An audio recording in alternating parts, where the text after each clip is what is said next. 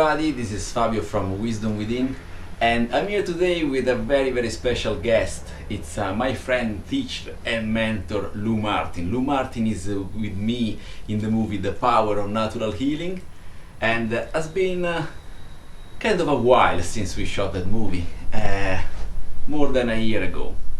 And I met Lou because I needed some opinions regarding the spiritual world, and definitely I got some powerful answers. So here with me, Lou Martin, welcome. Thank you, Fabio. Thank you. So you want to tell us a little bit about what you do, what is your journey, Sure. and how can you really help people with your system of energy? Sure, thank you very much, and thank you for your film. It was a pleasure to be. Absolutely. I mean, we love what you said there. It's fantastic. Thank It's you. really a great addition. Thank you very much. Well, it's a pleasure to be here. I had an awakening about 30 years ago in meditation. I was, like yourself, I was deeply looking for answers at that point in my life, truly and sincerely. And I started to practice meditation. And a friend actually gave me a piece of quartz crystal, which I had not ever used before. And he said, if you meditate, you might have this experience of your energy opening up inside of you. Wow. And this is what the Hindus call the Kundalini awakening. And amazingly enough, the first time I did that, that's what happened. So I relaxed into this message from Spirit, I now know, to open my heart, love and joy and passion, and I felt this heat at the base of my spine, and like a bolt of lightning, this energy rose up inside of me, yes. And so that was the beginning of this wonderful adventure that I've been on, and that's how you and I met as well. Absolutely.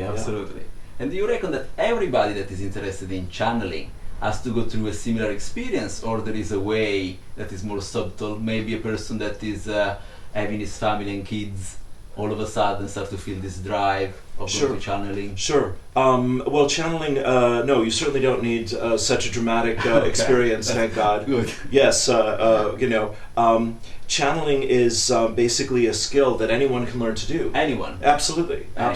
Because we're all, made from the same energy, the same consciousness. This is one of my favorite topics these days. So, if we, basically it's about listening, trusting, and following the inner guidance that comes from our heart. And so if we practice meditation, if we practice affirmative prayer, and if we keep a journal every day, those are the three tools that I suggest Okay. give us access to the inner self. Wow, it's fantastic. Yeah. Thank you. Sure. And some people, they see channeling as something that is a little bit too far away from the reality, and maybe they have a session with you. I'm sure they don't want to talk about it with their friends, with their Right. spouse, with their co-workers, because they are afraid of being judged.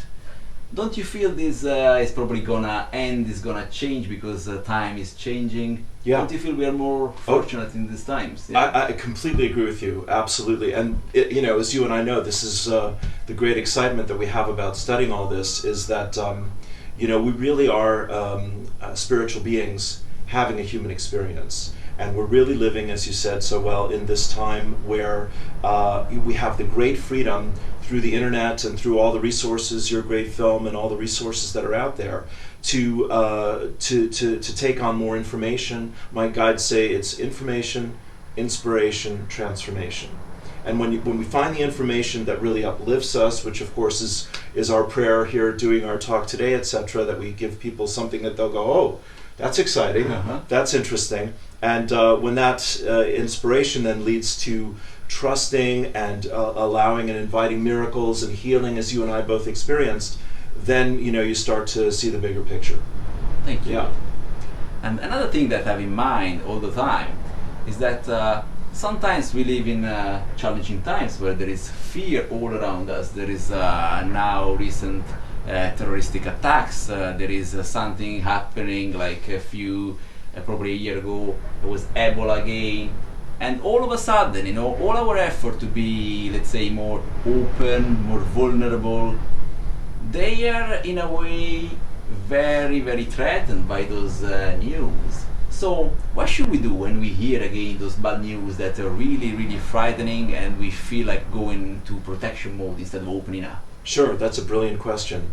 My minister in Los Angeles, I studied with Reverend Michael Beckwith, who was in The Secret. Yes. And he was a great inspiration to millions of people now. He said, you watch the news to find your prayer assignment for the day. And so it's not to feel powerless, in the face of the contrast and the conflicts and the fears and all of that, but it's to understand that, more than ever before, we really are part of a collective consciousness. And we do have the ability, this has been shown over and over again, through prayer and meditation, particularly in group energy. Yeah, we have the ability to shift whatever happens in the world back into a positive direction. So my own journey is to help people, find that within themselves that they believe is more powerful than the fear. You see, to not just look at it either feeling passive about it or feeling fearful or victimized about it, but to really take it as a call for greater compassion and tolerance and really love, because that's what heals fear. Wow.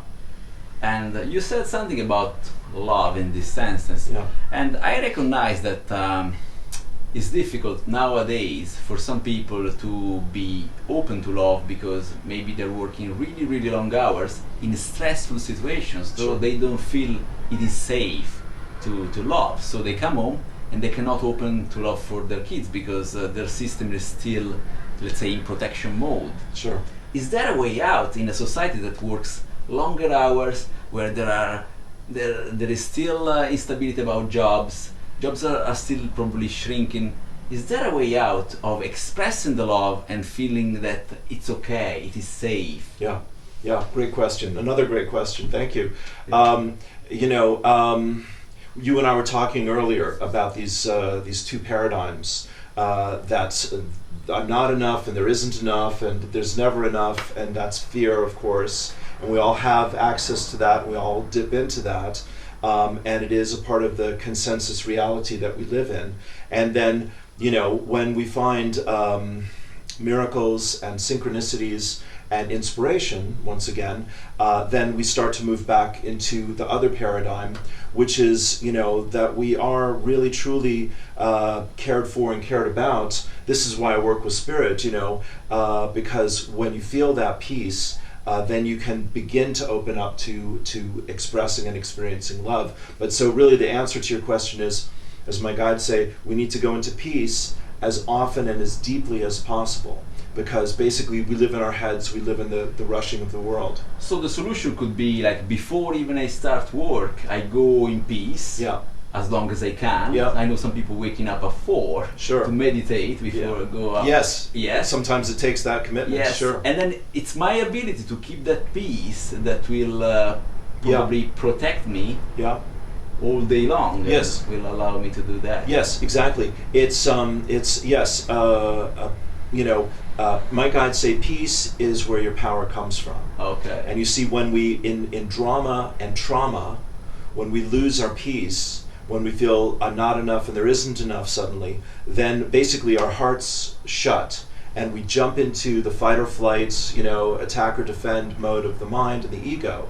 And so you said it very well, my friend. If we can make our inner journey be a serious focus in our life and devote ourselves, that's the word I really like. You see it in yourself. I mean, I see it in you as I've known you. We get more peaceful inside of ourselves, and then, it's like I may not know the solution to every problem, but I know there's a place in me where I can go that I begin to feel in that receptive mode that there is a solution to every problem. Absolutely, that's profound. Thank you. Absolutely, that's profound. Okay.